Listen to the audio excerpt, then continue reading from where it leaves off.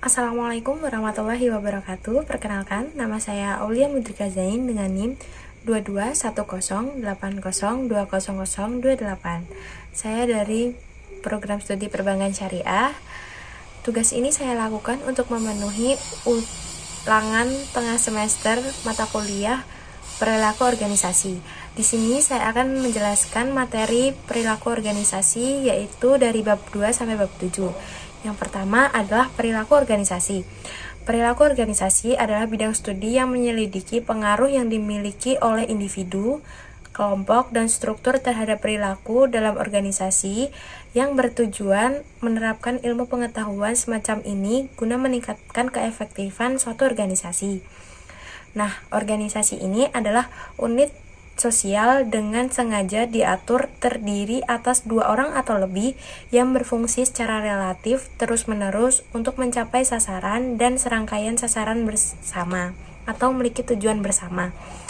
Lalu untuk manajemen dan manajer, yakni manajemen adalah seni menyelesaikan pekerjaan melalui orang lain, sedangkan manajer adalah individu yang mencapai tujuan atau menyelesaikan tugas melalui individu lain. Lalu ada fungsi manajemen, yakni perencanaan atau planning. Fungsi perencanaan berfungsi sebagai acuan dalam pengambilan keputusan, mengidentifikasi masalah, menetapkan prioritas, mengoptimalkan sumber daya, dan meningkatkan kinerja organisasi. Lalu yang kedua adalah pengorganisasian atau organizing. Fungsi pengorganisasian bertujuan untuk menghemat waktu dan tenaga dalam bekerja sehingga pekerjaan yang lebih penting dapat dikerjakan. Kegiatan yang ditetapkan serta mengarahkan kelompok individu untuk saling bekerja sama. Yang ketiga adalah kepemimpinan atau leading. Nah, fungsi ini membuat perencanaan yang menyeluruh bagi organisasi dan diri sendiri selalu penanggung jawab tercapainya tujuan organisasi. Lalu yang selanjutnya adalah pengendalian atau controlling. Fungsi ini dapat dilakukan dengan perencanaan program, perencanaan pembiayaan, pelaksanaan dan pengawasan, pencatatan, dan akunting serta laporan dan evaluasi. Jadi di fase ini atau di bagian ini kita akan melaksanakan perencanaan pembiayaan, pelaksanaan pengawas, dan pencatatan akunting serta melaporkan dan mengevaluasi di belakangnya. Lalu peran manajemen menurut Hendy Minterberg, yakni yang pertama antarpersonal, berfokus kepada orang dan interaksi manusia. Manajer dapat berperan sebagai fitur pemimpin, penghubung, atau duta perusahaan. Lalu yang selanjutnya adalah informasional. Berfokus pada penanganan informasi, manajer dapat berperan sebagai pengumpul, penyebar, atau juru bicara informasi. Lalu yang selanjutnya adalah pengambilan keputusan. Berfokus kepada pengambilan keputusan, manajer dapat berperan sebagai wirausahawan, penanggulangan gangguan, pengalokasian sumber daya, dan negosiator.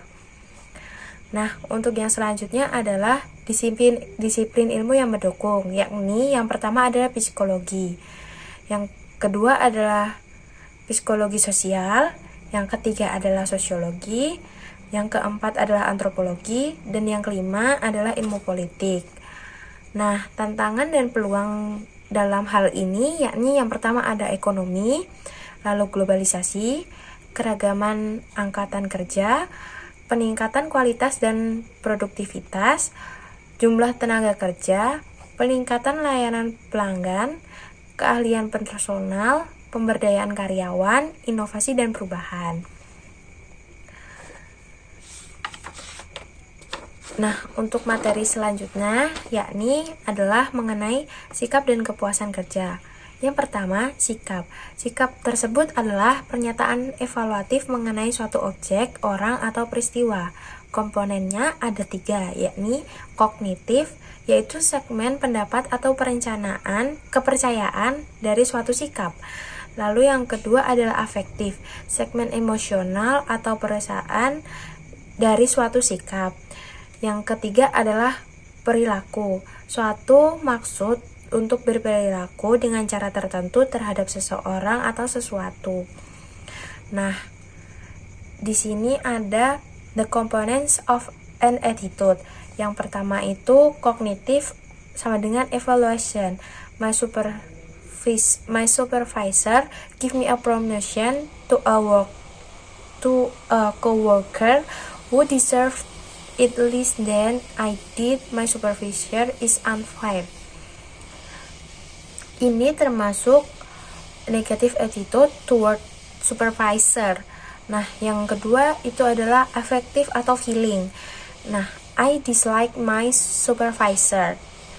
Itu juga termasuk negative attitude toward supervisor.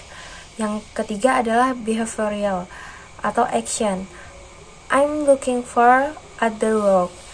I have complained about my supervisor to anyone who would listen. Itu juga termasuk negative attitude toward supervisor.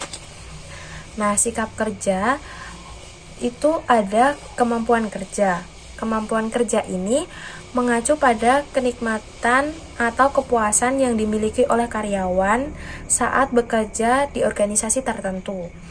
Lalu yang kedua adalah komitmen terhadap organisasi. Berfokus pada keterkaitan karyawan terhadap organisasi secara keseluruhan, termasuk tujuan dan nilai-nilai organisasi. Komitmen organisasi yang tinggi dapat berkontribusi terhadap kinerja karyawan. Yang selanjutnya adalah persepsi dukungan organisasi atau POS. Merupakan sejauh mana karyawan percaya bahwa organisasi menghargai kontribusi dan peduli terhadap kesejahteraan mereka. Dukungan organisasi yang positif dapat menciptakan komitmen organisasi yang positif pula terhadap karyawannya. Lalu yang selanjutnya adalah kepuasan kerja. Sikap umum terhadap pekerjaan seorang yang menunjukkan perbedaan antara jumlah penghargaan yang diterima pekerja dan jumlah yang mereka yakini seharusnya mereka terima. Nah, di sini kita akan membahas penyebab kepuasan kerja, yakni pertama kondisi kerja. Aspek-aspek penting dalam kondisi kerja yakni lingkungan fisik, suasana kerjanya nyaman, pencahayaan, dan lain-lain. Lalu yang kedua adalah ergonomi, desain tempat kerja, dan sebagainya. Yang ketiga adalah peralatan kerja, yakni ketersediaan peralatan kerja yang memadai, fasilitas yang memadai, dan lain-lain. Yang keempat adalah keselamatan kerja. Nah, lalu selain penyebab kepuasan kerja, selain kondisi kerja, ada kepribadian.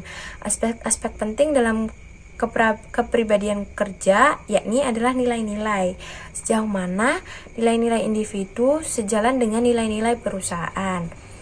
Lalu yang kedua adalah motivasi. Individu memiliki motivasi intrinsik cenderung lebih puas. Yang ketiga adalah tingkat harapan. Harapan yang realistis terhadap pekerjaan dapat mencegah kekecewaan di belakangnya. Selain itu ada kompensasi.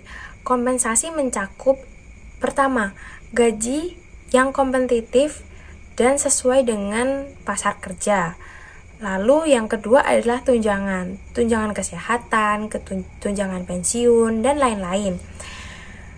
Yang ketiga adalah bonus. Bonus kinerja dapat menjadi motivasi tambahan bagi karyawan. Selain itu, ada Corporate Social Responsibility atau CSR. Tindakan yang dilakukan perusahaan untuk bertanggung jawab secara sosial kepada masyarakat dan lingkungan. Nah, dari situ kita akan mendapat hasil kepuasan kerja. Yang pertama itu produktivitas.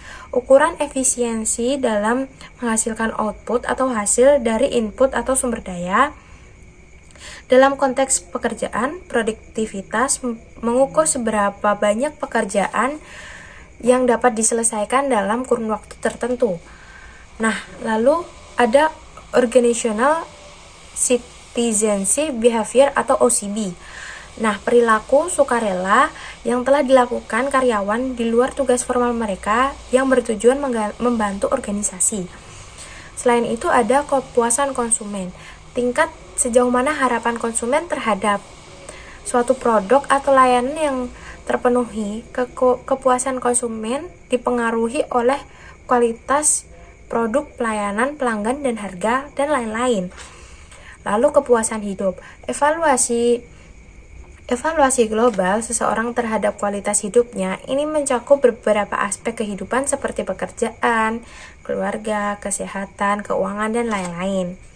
Lalu untuk mengukur kepuasan kerja, yakni dapat melalui 3 cara. Yang pertama, rating scale and questionnaire, yakni bisa melalui Minnesota Satisfaction Questionnaire atau MSQ, lalu dapat melalui Job Description Index atau JDI, lalu melalui Needs Satisfaction Questionnaire atau NSQ.